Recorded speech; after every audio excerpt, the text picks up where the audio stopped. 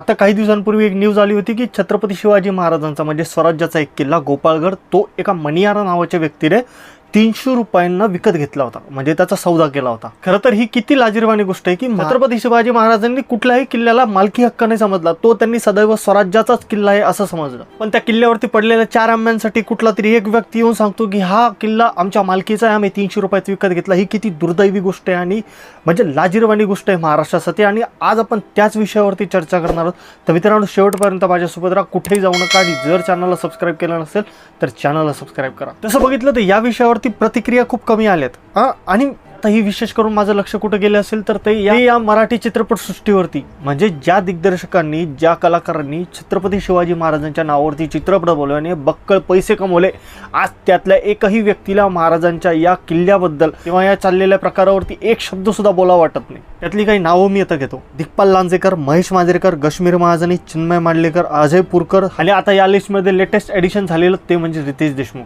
कुठे आहेत ही लोक? कुठे त्यांचे विचार? कुठे ती यांची आपुलकी? कुठं तो यांचा अभिमान कुठे गेला?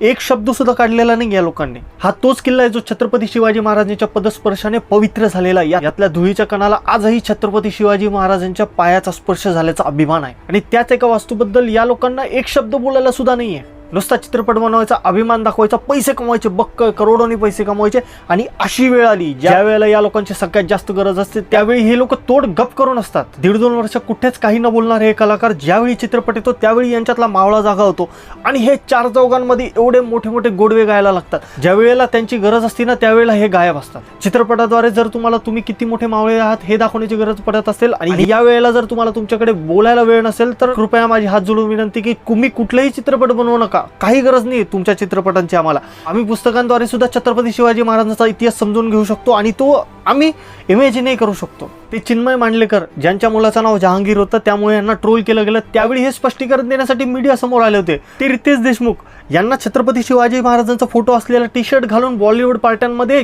बेधुंद नाचायला आवडतं, पण या अशा विषयावरती बोलायला यांची जीभ कुठे झडते का आठवत नाही। त्यांचं एक पॉलिटिकल स्टेटमेंट आहे जे की मी नाही बोलायला पाहिजे, पण ते बोलले होते की आम्ही आमच्या धर्माचं बघून घेऊ। आता तुमच्या धर्मावरतीच वेळ आलेली आहे तर तुम्ही का नाही बोलत आहे? तुमची एक सुद्धा पोस्ट सध्या येत नाहीये। कसं आहे ना की या लोकांना कळत नाही छत्रपती शिवाजी महाराजांच्या नावावरती चित्रपट बनवणं आणि पैसे कमवणं सोपं आहे, पण सध्याच्या समस्या चालू आहेत गड किल्ल्यांवरती त्यावर या लोकांना बोलायला वेळ नाहीये। म्हणजे या लोकांना फक्त पैसा कमवायचा, बाकी कशाशी काही घेणं देणं नाही।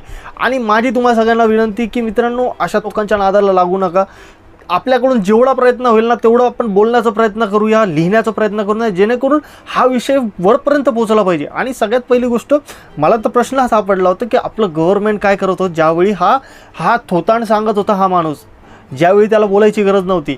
पण ठीक आहे, आता जे झालं ते झालं, यावरती काय उपाय होणार आहे किंवा यावरती सरकार काय निर्णय घेतं हे सगळं बघण्यात मला इंटरेस्ट आहे। आता मी तर माझं मत मांडलं, आता यावरती तुमचे काय विचार आहेत हे सुद्धा तुम्ही खाली कमेंटमध्ये व्यक्त करायला विसरू नका। आणि माझी एक विनंती, मला असे व्हिडिओ बनवायला आवडतं, जर तुम्ही मला सबस्क्राईब करून जर सपोर्ट दिला तर मी असे व्हिडिओ लवकर आणि अजून बनवेल। मित्रांनो, भेटूया पुढच्या येणार अशाच एका चांगल्या व्हिडिओमध्ये। तुर्तास धन्यवाद, काळजी घ्या।